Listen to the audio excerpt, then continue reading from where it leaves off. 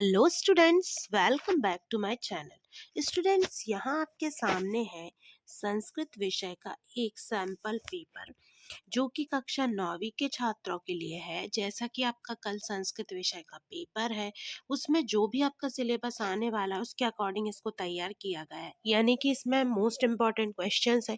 तो इसमें एक एक करके मैं सारे क्वेश्चंस भी बताऊंगी और साथ में उनके आंसर्स भी आपको बताने वाली हूँ। तो चलिए हम बिना देरी करे यहाँ पे इस पेपर को सॉल्व करना शुरू करते हैं और देखते हैं कि आपके जो यहाँ पे बहुविकल्पीय प्रश्न है वो कौन कौन से यहाँ आपको देखने के लिए मिलेंगे, और साथ में आप इससे आपकी तैयारी का जो स्तर है वो भी चेक कर पाएंगे कि आप खुद से कितने क्वेश्चंस का आंसर दे पा रहे हैं।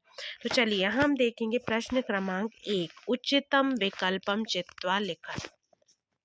तो इसमें जो पहला प्रश्न है वो है नमस्ते इतस्य पद पदच्छेदः भविष्यति।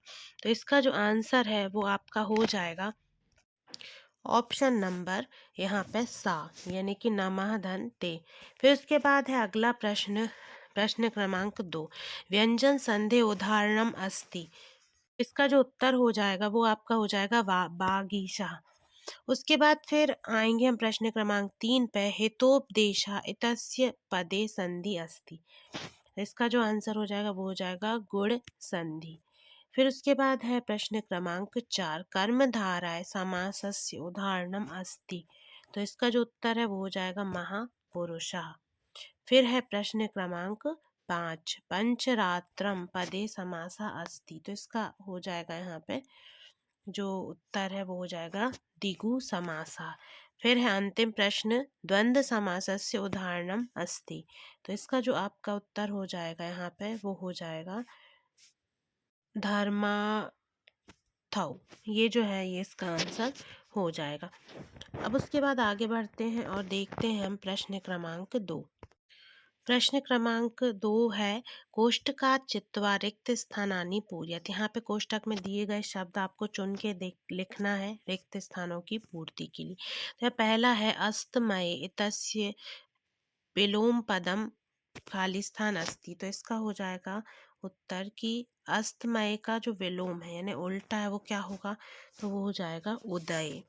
फिर उसके बाद दूसरा है सार्थकम इतस्य पदस्य विलोम पदम अस्ति। सार्थक जो शब्द है उसका विलोम आपको लिखना है, तो ये हो जाएगा निरर्थकम। फिर उसके बाद है यहाँ पे तीसरा, इंद्रावत्यस्य पर्याय पदम अस्ति। इंद्र का पर्याय पद तो गजेंद्र। फिर उसके बाद है पवनः इतस्मिन् इतस्य पदम समानार्थी खाली स्थान भवतु। तो इसका जो हो जाएगा पवनः का हो जाएगा वायु। फिर है पांचवा, प्रिय पुत्र आसीत अस्मिन वाक्य विशेषण पदम अस्ति। तो इसका हो जाएगा प्रिय जो है वो इसमें विशेषण शब्द है।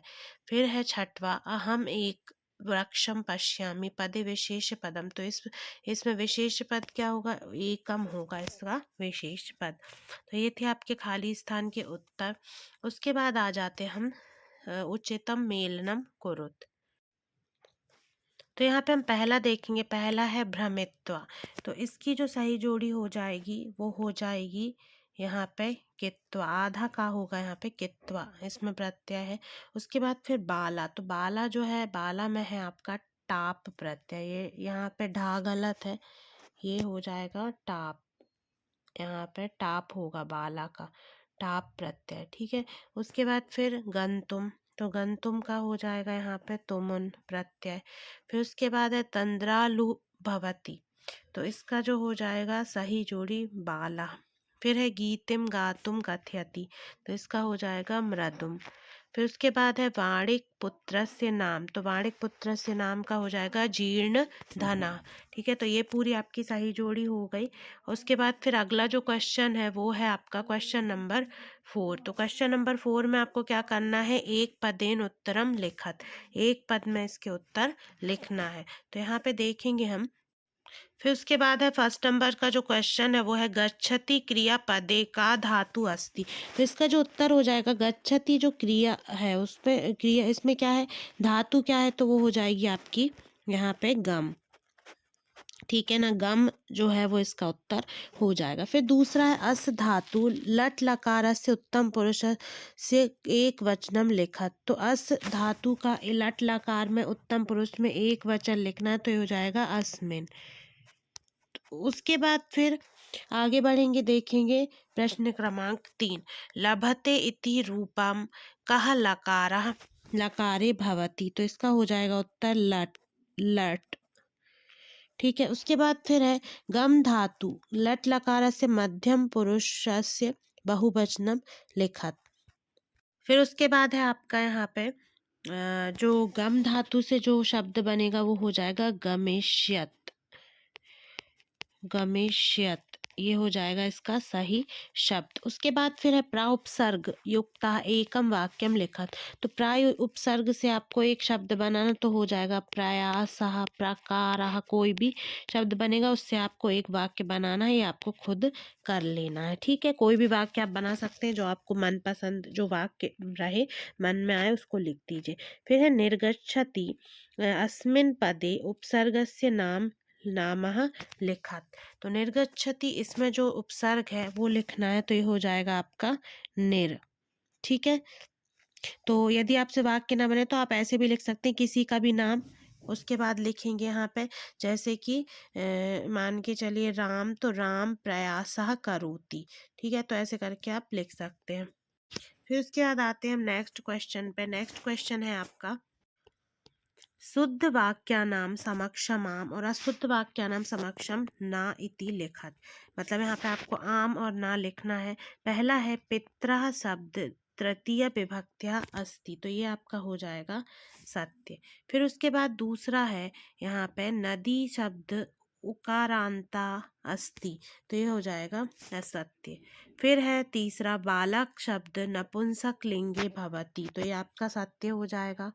फिर है चौथा तस्य रूपम षष्ठी विभक्त्या भवति, ये हो जाएगा सत्य।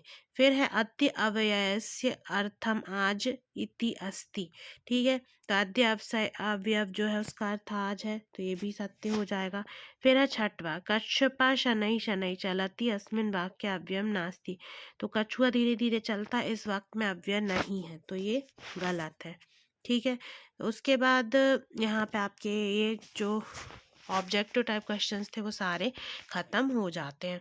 तो इस वाले वीडियो में मैंने आपको पूरे जो क्वेश्चंस ऑब्जेक्टिव कंप्लीट करवा दिए। नेक्स्ट वीडियो में मैं क्वेश्चन नंबर 6 से लेके लास्ट तक आपको कंप्लीट करवा दूंगी। तो वीडियो को लाइक ज़्यादा से ज़्यादा करें, साथ में कमेंट करना ना भूलें और ये भी ज़रूर बताएं कि और आपको संस्कृत में किस मतलब टॉपिक में या फिर कहाँ पे परेशानी आ रही है। तो वीडियो में कमेंट ज़रूर करें, वीडियो को लाइक करें। Thanks for watching this video.